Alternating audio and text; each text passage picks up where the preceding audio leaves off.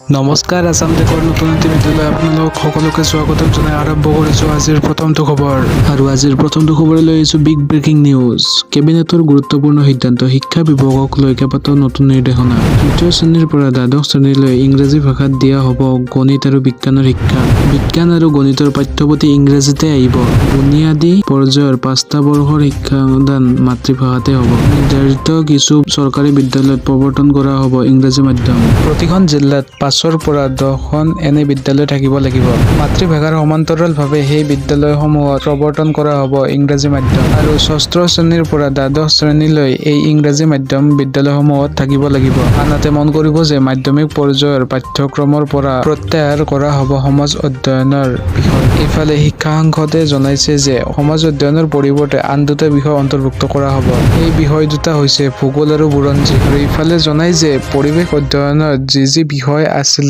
সেই বিষয়খিনি ভূগোলত অন্তৰ্ভুক্ত কৰা হ'ব অসম বুৰঞ্জী ভাৰত বুৰঞ্জী সংযুক্ত কৰি বুৰঞ্জী বিষয়ৰ 100 নম্বৰ কৰা হ'ব আনহাতে মন কৰিব যে ব্যক্তিগত বিদ্যালয়ে পঞ্জীয়ন কৰিব লাগিব ফি ৰেগুলেটৰী অথৰিটি আনহাতে এই অথৰিটিয়ে পঞ্জীয়ন নকৰিলে 10,000 টকাৰ জৰিমনা বিহা হ'ব আৰু জনাইছে যে মাধ্যমিক পৰ্যায়ত ছোৱালী বিদ্যালয় বুলি কোনো বিদ্যালয় নাথাকে ঐতিহ্যমণ্ডিত বিদ্যালয়সমূহক বাদ দি বাকী বিদ্যালয়সমূহ ল'ৰা ছোৱালী সকলোৰে বাবে উপলব্ধ হ'ব এইবাৰ আহিছো পৰৱৰ্তী খবৰলৈ অসমত বহুত জেহাদী গ্ৰুপ আছে এই কথা জনাই মুখ্যমন্ত্ৰী ডক্টৰ হিমন্ত বিশ্ব শৰ্মাই বাংলাদেশৰ পৰা নিয়ন্ত্ৰণ হয় অসমৰ জেহাদী নেটৱৰ্ক বাংলাদেশ চৰকাৰক অস্থিৰ কৰিবলৈ বাংলাদেশত বহু মৌলবাদী সন্ত্ৰাসবাদীৰ জন্ম হৈছে বাংলাদেশ সীমান্তত থকা বাবে অসমত জেহাদীৰ মডিউল হোৱাটো স্বাভাৱিক বাংলাদেশত ব্লগাৰক হত্যা কৰা জেহাদী ধৰা পৰিছে অসমত এই মুহূৰ্তৰ গুৰুত্বপূৰ্ণ খবৰ বাংলাদেশত ব্লগাৰক হত্যা কৰা জেহাদী ধৰা পৰিছে অসমত জেহাদীৰ মডিউলবিলাকে সক্ৰিয়ভাৱে অসমত কাম কৰি আছে আৰু ইফালে জনাইছে যে এই জেহাদীৰ গ্ৰুপবিলাকে ভাৰত আৰু বাংলাদেশত সমানে কাম কৰি আছে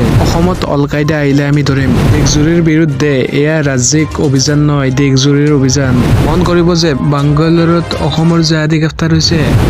অসমত ইতিমধ্যে অভিযান চলোৱা হৈছে এইবাৰ আহিছো আন এটা গুৰুত্বপূৰ্ণ খবৰলৈ বিল পৰিশোধ কৰিব নালাগে বিনামূলীয়াকৈ পাব বিদ্যুৎ সেৱা বিল পৰিশোধ নকৰাকৈ 25 বছৰলৈ লাভ কৰক বিনামূলীয়া বিদ্যুৎ সেৱা আৰু জনাইছে যে বিদ্যুতৰ বাবে ভৰিব নালাগে আপুনি বিদ্যুৎ মাচুল চৰকাৰে আনিছে বিশেষ আঁচনি শীঘ্ৰে লাভ কৰক চৰকাৰৰ এই নতুন সুবিধা আৰু 6ৰ পৰা 8 ইউনিট পৰ্যন্ত বিদ্যুৎ লাভ কৰিব আপোনালোকে জনাইছে যে 40% পৰ্যন্ত সাহায্য প্ৰদান কৰিব আপোনাক চৰকাৰে 1.20 লাখ টকা পৰ্যন্ত খৰচৰ পৰা সকাহ পাব আপুনি আৰু জনাইছে যে 25 বছৰ পৰ্যন্ত সুবিধা লাভ কৰিব গ্ৰাহকে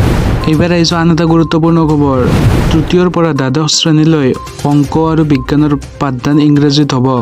অসম চৰকাৰৰ কেবিনেটৰ সিদ্ধান্ত 2023 শিক্ষাবৰ্ষৰ পৰা তৃতীয়ৰ পৰা দ্বাদশ শ্ৰেণীলৈ অংক আৰু বিজ্ঞানৰ পাঠদান ইংৰাজীত হ'ব গতিকে এই দুয়োটা বিষয়ৰ কিতাপ ইংৰাজীত থাকিব ভূগোল আৰু ইতিহাসৰ অন্তৰ্ভুক্তকৰণ বৃহস্পতিবাৰে অনুষ্ঠিত হয় অসম চৰকাৰৰ কেবিনেটৰ বৈঠক মুখ্যমন্ত্ৰী হিমন্ত বিশ্ব শৰ্মাৰ নেতৃত্বত অনুষ্ঠিত হোৱা কেবিনেট বৈঠকত কেইবাটাও গুৰুত্বপূৰ্ণ সিদ্ধান্ত গ্ৰহণ কৰা হয় বিশেষকৈ ৰাজ্যৰ শিক্ষা আৰু স্বাস্থ্যৰ ক্ষেত্ৰত কেবিনেট বৈঠকত গ্ৰহণ কৰা হয় কেইবাটাও গুৰুত্বপূৰ্ণ সিদ্ধান্ত কেবিনেট বৈঠকৰ পিছত স্বাস্থ্যমন্ত্ৰী কেশৱ মহন্ত আৰু শিক্ষামন্ত্ৰী ৰণোজ পেগুৱে সাংবাদিকক কেবিনেটত বৈঠকত গ্ৰহণ কৰা সিদ্ধান্তসমূহৰ বিষয়ে জনাবলৈ দিয়ে আৰু বৈঠকত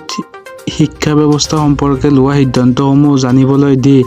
শিক্ষামন্ত্ৰী ৰণোজ পেগুৱে কয় যে ৰাজ্য চৰকাৰৰ অধীনত থকা বিদ্যালয়সমূহত 6ষ্ঠ শ্ৰেণীৰ পৰা দ্বাদশ শ্ৰেণীলৈ মাধ্যমত শিক্ষা প্ৰদান কৰা হ'ব এইবাৰ আহিছো পৰৱৰ্তী খবৰলৈ পেঞ্চনাৰসকলৰ বাবে মুখ্যমন্ত্ৰী হিমন্ত বিশ্ব শৰ্মাৰ বৃহৎ ঘোষণা পেঞ্চন প্ৰক্ৰিয়াত কেইবাটাও গুৰুত্বপূৰ্ণ সিদ্ধান্ত ঘোষণা কৰে মুখ্যমন্ত্ৰী হিমন্ত বিশ্ব শৰ্মাই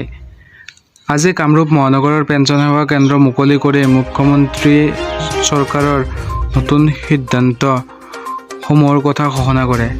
চৰকাৰৰ কৰ্মচাৰীসকলে যাতে অৱসৰ পাইছে কোনো সমস্যা নোহোৱাকৈ তেওঁলোকৰ পেঞ্চন লাভ কৰে তাৰ বাবে অৱসৰৰ এবছৰ পূৰ্বৰে পৰা এনে কৰ্মচাৰীসকলক সাজু কৰি তোলা হ'ব বুলি মুখ্যমন্ত্ৰী হিমন্ত বিশ্ব শৰ্মাই জানিব দিয়ে তেওঁ কয় যিসকল কৰ্মচাৰীয়ে পেঞ্চন পাবলৈ এবছৰ সময় থাকে তেওঁলোকে তেতিয়াৰ পৰাই জিলাসমূহত থকা পেঞ্চন সেৱা কেন্দ্ৰৰ সৈতে যোগাযোগ কৰিব লাগে। পেঞ্চন সেৱা কেন্দ্ৰত ছাৰ্ভিচ বুক স্কেনিং কৰি তাৰ পৰাই ছফ্টৱেৰৰ জৰিয়তে পেঞ্চন সঞ্চালকালয়লৈ পঠিয়াই দিব পাৰিব। অৰ্থাৎ পেঞ্চনৰ বাবে এতিয়া দিছপুৰ হোৱাৰ প্ৰয়োজন নাথাকে। ছাৰ্ভিচ বুক আৰু পেঞ্চন লাভৰ বাবে দৰকাৰী নথি নিজ জিলাৰ পেঞ্চন সেৱা কেন্দ্ৰলৈ লৈ আনিলেই হ'ব। ইয়াৰ উপৰি পেঞ্চনৰ সমগ্ৰ প্ৰক্ৰিয়া পেপাৰলেছ কৰা হ'ব বুলিও মুখ্যমন্ত্ৰীৰ লগতে জানিবলৈ দিয়ে। পেঞ্চন সেৱা কেন্দ্ৰ স্থাপন হোৱাৰ পিছত আপোনালোকে